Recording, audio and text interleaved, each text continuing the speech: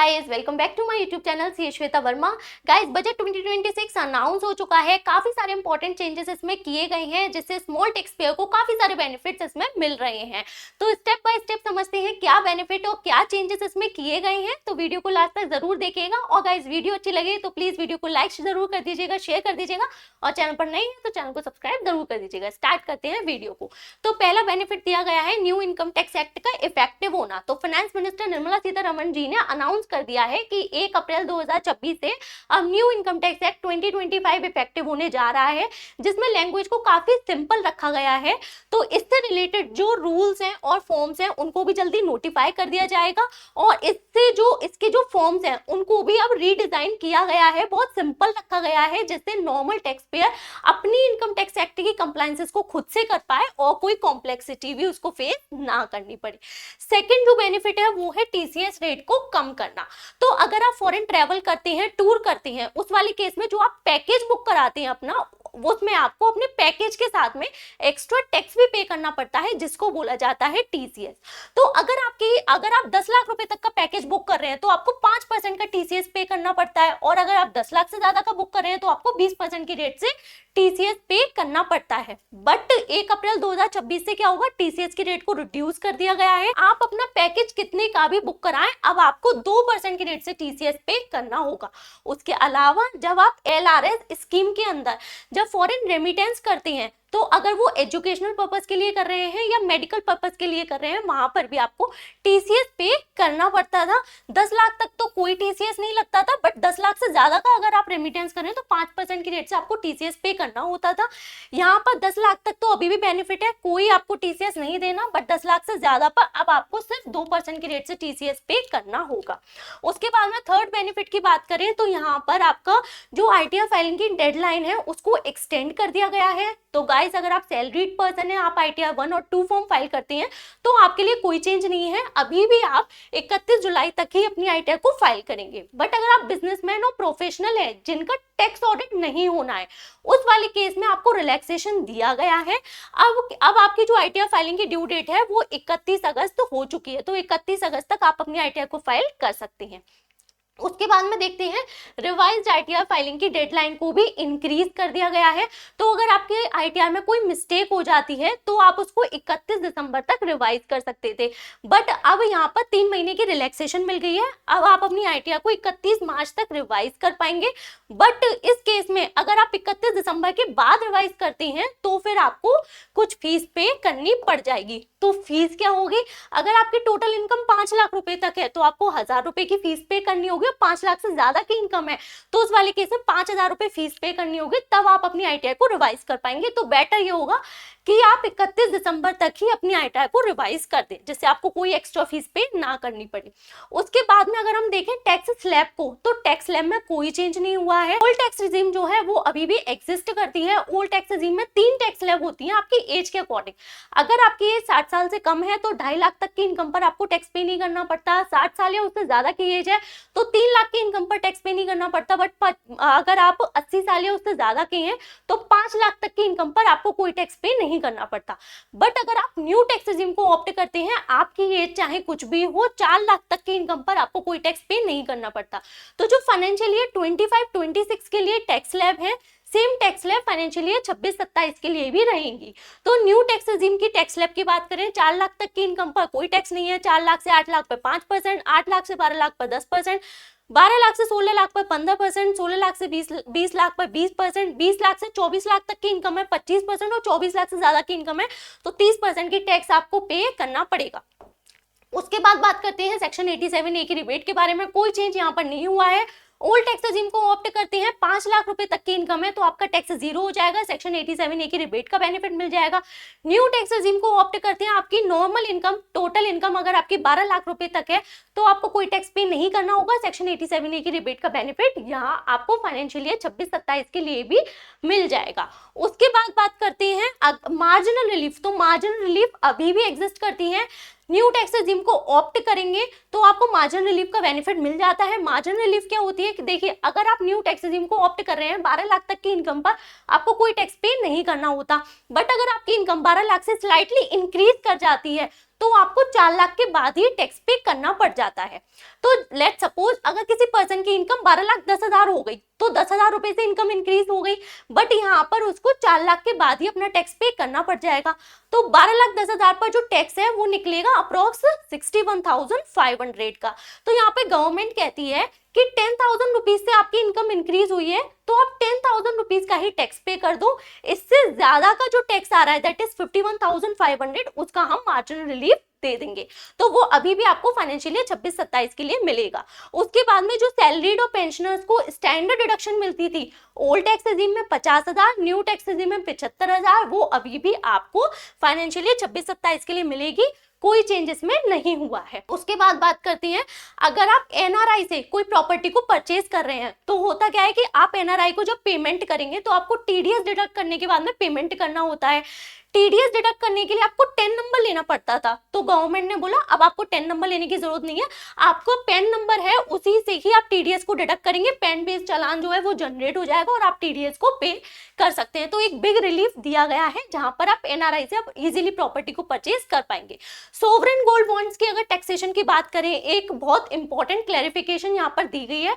तो sovereign gold bond जो होते हैं उनको आप जब 8 साल तक के लिए रखते हैं, उसके बाद में जब वो मैच्योर हो जाती है तो उनके रिडेम्पशन पर जो कैपिटल गेन आता है वो एग्जेम्प्ट हो जाता है। बट गवर्नमेंट ने यहाँ पे बोला कि उन्हीं सोवरेन गोल्ड बॉन्ड पर जो कैपिटल गेन है वो एग्जेम्प्ट होगा जब आप ओरिजिनल गवर्नमेंट इश्यूएंस में परचेज कर रहे हैं। तो जो गवर्नमेंट के इश्यूड सोवरेन गोल्ड बॉन्ड्स हैं सिर्फ उसी पर आपका कैपिटल गेन टैक्स एग्जेम्प्ट होगा।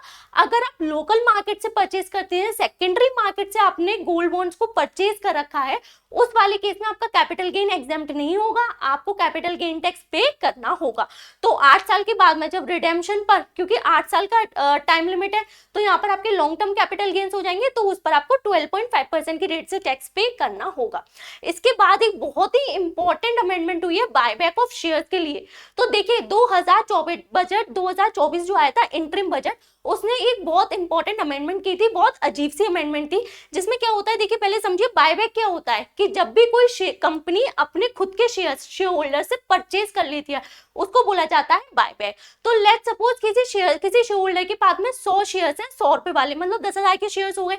अब कंपनी उनको 200 रुपए के हिसाब से परचेज कर लेती है, मतलब 20,000 रुपए के हिसाब से वो अपने शेयर्स को परचेज कर लेती है। तो 2024 की जो अमेंडमेंट आई थी उसमें बोला गया था कि जो 20,000 रुपए हैं जिसमें वो शेयर होल्डर से अपने शेयर्स को परचेज करेगी तो वो शेयर होल्डर की डिविडेंड इनकम मान ली जाएगी।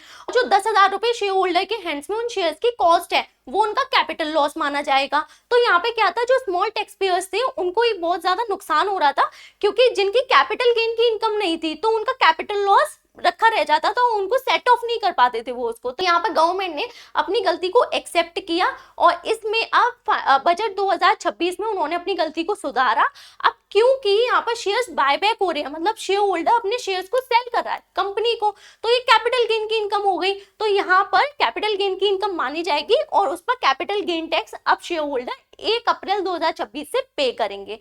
ओके, तो लॉन्ग टर्म के लिए होल्ड करते हैं 12.5% की रेट से टैक्स पे करेंगे, और अगर शॉर्ट टर्म के लिए होल्ड करते हैं तो आप देख लो अगर वो लिस्टेड शेयर्स हैं तो 20% की रेट से टैक्स लगेगा, और अनलिस्टेड शेयर्स है तो फिर स्लैब रेट से आपको टैक्स पे करना पड़ेगा। बट यहाँ पर जो प्रमोटर्स हैं उनको एक्स्ट्रा टैक्स पे करना पड़ेगा। अगर कॉर्पोरेट प्रमोटर्स हैं तो 22% का टैक्स पे करना पड़ेगा, नॉन कॉर्पोरेट प्रमोटर्स हैं तो 30% का उनका टैक्स हो जाएगा। उसके बाद अगर आप पर्सनल गुड्स को इंपोर्ट करते हैं तो उस पर कस्टम ड्यूटी को रिड्यूस कर दिया गया है, 20% से अब 10% कर दिया गया है। इसके बाद बात करते हैं एसटीटी मतलब सिक्योरिटीज ट्रांजैक्शन टैक्स की। तो फ्यूचर एंड ऑप्शंस पर सिक्योरिटीज ट्रांजैक्शन टैक्स को इंक्रीज कर दिया गया है।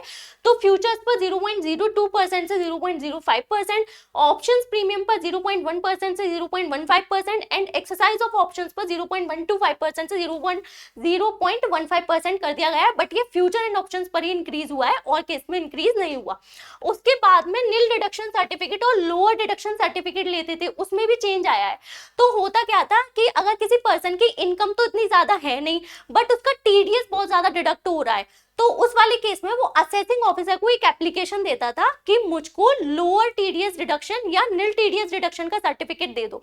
असेसिंग ऑफिसर को एप्लीकेशन दी जाती थी, असेसिंग ऑफिसर उस एप्लीकेशन को चेक करता था, वेरीफाई करता था, उसके बाद में वो सर्टिफिकेट ग्रांट करता था और वो जो सर्टिफिकेट था वो 1 साल के लिए ही वैलिड होता था। अब यहाँ पर असेसिंग ऑफिसर को पिक्चर से हटा दिया गया है। अब जो पर्सन है, स्मॉल टैक्स पेयर है, वो डायरेक्ट ये एप्लीकेशन कर सकता है पोर्टल पर, और ये जो एप्लीकेशन होगी डिजिटल होगी, ऑटोमेटेड होगी और रूल बेस्ड प्रोसेस इसमें होगा।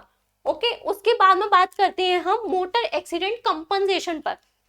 तो क्या होता था कि मोटर एक्सीडेंट का कंपनसेशन मिलता था, इसकी जो इंटरेस्ट होती थी वो टैक्सेबल होती थी, और क्योंकि कंपनी जब इंटरेस्ट पे करती थी तो यहाँ पर वो टीडीएस भी डिडक्ट करती थी। अब इसके जो इंटरेस्ट है इसको एग्जेम्प्ट कर दिया गया है और इनकम ही एग्जेम्प्ट हो गई, तो इस केस में अब कोई टीडीएस भी डिडक्ट नहीं किया जाएगा। Clarification of TDS provision for man power supply services, तो यहाँ पे क्लैरिफिकेशन प्रोवाइड की गई है कि मतलब जो मैन पावर सप्लाई सर्विसेज हैं वो अब कॉन्ट्रैक्टर की सर्विसेज मानी जाएंगी। तो इस केस में जो पेमेंट होगा उसमें 194C में टीडीएस डिडक्ट किया जाएगा। अब अगर आप इंडिविजुअल एचएफ को पेमेंट कर रहे हो तो 1% का टीडीएस डिडक्ट कर लेना, और इसके अलावा पेमेंट कर रहे हो तो 2% का टीडीएस डिडक्ट किया जाएगा। इसके बाद बात करती है फॉर्म 15G और 15H से रिलेटेड अमेंडमेंट की। तो अगर किसी पर्सन ने किसी कंपनी के, एक कंपनी के एक से ज्यादा कंपनीज के शेयर्स को परचेज कर रखा है तो उस पर उनको डिविडेंड इनकम रिसीव होती होगी। तो ये जो डिविडेंड इनकम है, लेट्स सपोज उसके पास में इसके अलावा कोई और इनकम नहीं है, या इनकम है तो बहुत कम है जिस पर उसका कोई टैक्स पे उसको नहीं करना पड़ रहा, तो इस वाले केस में वो फॉर्म 15G फिल कर देता था, और अगर सीनियर सिटीजन है तो फॉर्म 15H फिल कर देते थे और फिर कंपनी को दे देते थे, तो कंपनी उनके डिविडेंड पर कोई टीडीएस डिडक्ट नहीं करती थी। अब यहाँ पर अगर किसी पर्सन ने एक से ज्यादा कंपनीज के शेयर्स परचेज कर रखे हैं तो ये फॉर्म जो थे वो उनको मल्टीपल कंपनीज में सबमिट करना पड़ता था। अब वो क्या करेगा, वो डिपॉजिटरी को ये फॉर्म दे देगा, और जो डिपॉजिटरी है वो उसके बिहाफ पर मल्टीपल कंपनीज को सबमिट कर देगी। तो यहाँ पे शेयर होल्डर को जो है वो मल्टीपल कंपनीज में फॉर्म को सबमिट नहीं करना पड़ेगा। उसके बाद में फॉरेन एसेट डिस्क्लोजर स्कीम, एक बहुत इंपॉर्टेंट अमेंडमेंट आया है। यहाँ पर आपको 6 मंथ की one time foreign asset disclosure scheme का जो बेनिफिट है वो प्रोवाइड किया गया है। तो यहाँ पर होता क्या है, देखिए, अगर आपने फॉरेन में कोई असेट परचेज कर रखी है, फॉरेन में कोई असेट होल्ड कर रखी है, या फिर आपकी कोई इनकम होती है, फॉरेन एसेट से कोई इनकम होती है, तो आपको आईटीआर फाइल करना मैंडेटरी होता है, आपकी इनकम चाहे कुछ भी हो, और आईटीआर फाइल करके आपको अपनी फॉरेन एसेट और फॉरेन इनकम को डिस्क्लोज करना जरूरी होता है। बट अगर कोई पर्सन फॉरेन इनकम और फॉरेन एसेट को डिस्क्लोज करना भूल गया तो इस केस में उसको वन टाइम का रिलैक्सेशन दिया गया है। क्या, यहाँ पर पहले आपको देखा जाएगा कि जो आपकी इनकम है या असेट है क्या वो 1 करोड़ रुपए तक है। अगर 1 करोड़ रुपए तक है तो आप क्या करो, जो आपकी अनडिस्क्लोज्ड इनकम है इसका 30% टैक्स पे कर दो, और अगर कोई असेट है तो उसकी जो फेयर मार्केट वैल्यू है उसका 30% टैक्स आप पे कर दो। इसके अलावा 30% का आप एडिशनल टैक्स और पे कर दो एज पेनल्टी। तो आपको क्या होगा, प्रोसिक्यूशन से इम्यूनिटी मिल जाएगी, मतलब आपको जेल नहीं होगी, आप इतना टैक्स पे कर दो। इसके अलावा अगर आप क्या करते हो, इनकम को तो अपनी इनकम में इंक्लूड करते हो, उस पर टैक्स भी पे करते हो, बट आप असेट को डिस्क्लोज करना भूल जाते हो, तो यहाँ पे देखा जाएगा कि असेट की वैल्यू क्या 5 करोड़ रुपए तक है। अगर 5 करोड़ रुपए तक है तो आप 1 लाख की फीस पे कर दो, और फिर आपके ऊपर कोई पेनल्टी नहीं लगेगी और कोई प्रोसिक्यूशन जो है वो स्टार्ट नहीं किया जाएगा। उसके बाद है अनडिस्क्लोज्ड फॉरेन एसेट की। अगर आपकी कोई स्मॉल फॉरेन एसेट है, अगर आपकी कोई इंडिया के बाहर मूवेबल एसेट आपने होल्ड कर रखी है, जैसे किसी कंपनीज के शेयर्स आपने परचेज कर रखी हैं, आप उसको डिस्क्लोज करना भूल जाते हो, तो उस वाले केस में देखा जाएगा कि क्या उनकी वैल्यू जो है वो 20 लाख रुपए तक है। अगर 20 लाख है तो फिर आपको बहुत बड़ा रिलैक्सेशन दिया गया है। यहाँ पर आपको प्रोसिक्यूशन से इम्यूनिटी मिल जाएगी, और वो भी रिट्रोस्पेक्टिव इफेक्ट में 1 अप्रैल 2024 से। इसके बाद है जो काफी सारे पेनल्टी और प्रोसिक्यूशंस के जो रूल हैं वो भी सिंप्लीफाई कर दिए गए हैं। पहले जो असेसमेंट और पेनल्टी से रिलेटेड अलग अलग ऑर्डर होते थे, अब उनके लिए केवल एक कॉमन ऑर्डर इश्यू किया जाएगा। इसके अलावा फर्स्ट अपील फाइल करते हो तो पेनल्टी अमाउंट पे इंटरेस्ट चार्ज नहीं होगा।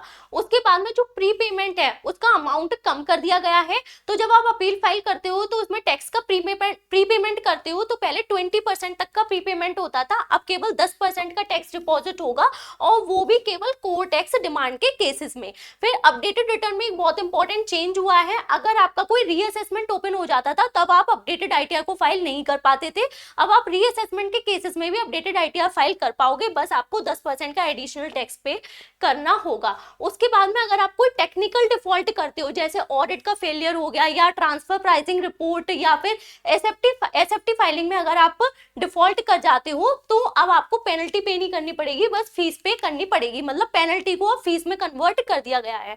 इम्यूनिटी को एक्सटेंड कर दिया गया है। पहले आप अंडर रिपोर्टिंग में इम्यूनिटी मिलती थी, अब आपको मिस रिपोर्टिंग में भी इम्यूनिटी मिल जाएगी, बस आपको 100% का एडिशनल टैक्स पे करना होगा। छोटी मोटी गलती अगर आप करते हो, जैसे कि अगर आप बुक्स ऑफ अकाउंट्स को प्रोड्यूस नहीं करते हो या फिर आपने क्या किया, काइंड में कोई पेमेंट किया, उस पर आपका टीडीएस का डिफॉल्ट हो गया, तो उस वाले केस में आपको केवल फाइन पे करना होगा, कोई प्रोसिक्यूशन के प्रोविजंस जो हैं उनको हटा दिया गया है। इसके बाद में क्रिप्टो करेंसी, अगर आप क्रिप्टो करेंसी में डील करते हो तो बहुत सोच समझ के आपको अपना काम करना है, क्योंकि यहाँ पर न्यू पेनल्टीज को इंट्रोड्यूस किया गया है। अगर आप फर्निश नहीं करते हो स्टेटमेंट को तो 200 रुपीज पर डे की पेनल्टी अब आपके ऊपर चार्ज होगी, और अगर आप इनएक्यूरेट पर्टिकुलर्स प्रोवाइड करते हो तो स्ट्रेट फॉरवर्ड 50,000 की पेनल्टी आपको पे करनी पड़ेगी।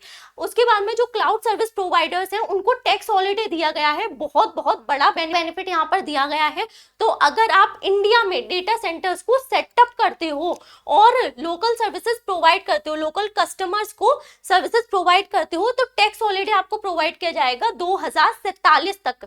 2047 तक आपका टैक्स जो है वो जीरो हो जाएगा। बेनिफिट इससे क्या होगा कि boost domestic digital infrastructure boost होगा, डेटा लोकलाइजेशन होगा, जॉब क्रिएशन होगी, टेक्नोलॉजी एडॉप्शन होगा। तो ये थे बेनिफिट जो कि बजट 2026 ने स्मॉल टैक्स पेयर्स के लिए प्रोवाइड किए हैं। वीडियो कैसी लगी कमेंट करके जरूर बताइए, और वीडियो अच्छी लगी तो लाइक शेयर एंड सब्सक्राइब जरूर कीजिए। पीपीटी चाहिए तो मैं टेलीग्राम चैनल पर शेयर कर दूंगी, लिंक आपको डिस्क्रिप्शन बॉक्स में दिया गया है। टेलीग्राम चैनल पर आप हमको ज्वाइन कर सकते हैं, वहां पर हम रेगुलर अपडेट्स एंड इन्फॉर्मेशन को शेयर करते रहते हैं। सो मिलते हैं नेक्स्ट वीडियो में। Thank you so much.